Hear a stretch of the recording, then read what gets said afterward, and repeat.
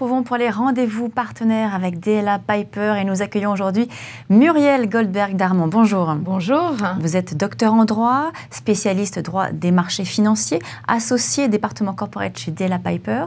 Alors, quelle est l'actualité législative récente et marquante en matière justement de droit des marchés financiers ? Alors l'actualité récente est en fait la dernière ordonnance du 3 décembre 2015 qui finalise la transposition de la directive transparence en droit français. Cette ordonnance vient compléter le dispositif existant en précisant certaines règles, en allant toujours vers, je dirais, plus de transparence, bien évidemment. Et en particulier, l'ordonnance a étendu les cas dits d'assimilation.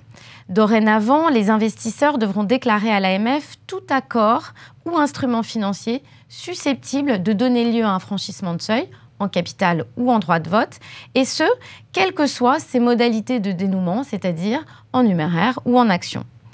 L'ordonnance précise en outre, et ce sont des sujets comme vous le voyez très techniques, les modalités de calcul des franchissements de seuil concernant les instruments financiers émis en référence à un panier d'actions ou à un indice boursier, ainsi que les modalités de calcul du delta applicable en cas de dénouement en numéraire. Et est-ce que ce dispositif impose des sanctions spécifiques ?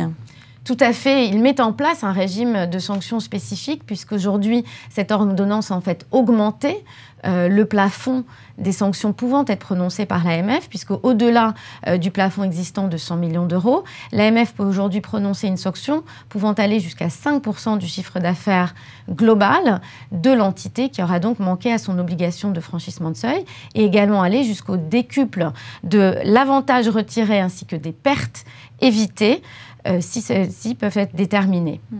L'ordonnance prévoit par ailleurs dans l'appréciation de sa sanction certaines circonstances dites aggravantes ou atténuantes au contraire, qui reprennent en quelque sorte une pratique de l'AMF, mais au-delà des thèmes qu'on connaît bien, la gravité du manquement, etc., il y a une nouvelle notion qui est apparue, qui est celle de la prise en compte des pertes occasionnées aux tiers et également des mesures qui auraient pu être prises pour en quelque sorte indemniser ces tiers. Alors, quelles évolutions constatez-vous en matière de sanctions de l'AMF ? Alors, on ne peut que constater qu'avec l'accroissement donc des plafonds de sanctions de l'AMF qui sont passés de 1,5 million d'euros à 10 millions puis à 100 millions, le montant des sanctions effectivement prononcées par l'AMF n'a fait qu'augmenter. L'AMF prend également dans l'évaluation de sa sanction la notion de récidive et augmente tant les sanctions pécuniaires que les sanctions disciplinaires, si elle peut justifier de faits comparables pour lesquels la personne aura déjà été sanctionnée.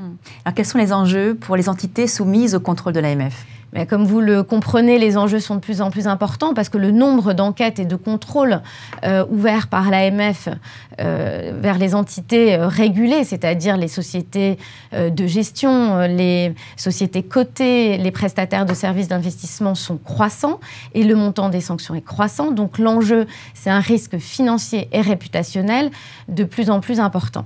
Donc nécessaire que ces entités en prennent toute la mesure et en amont prennent les dispositifs nécessaires en matière de compliance et en aval, bien sûr, soient conseillés dans le cadre de ces contrôles et de ces enquêtes. Alors, plus généralement, quelles évolutions, quelles tendances anticipez-vous sur le contentieux boursier ?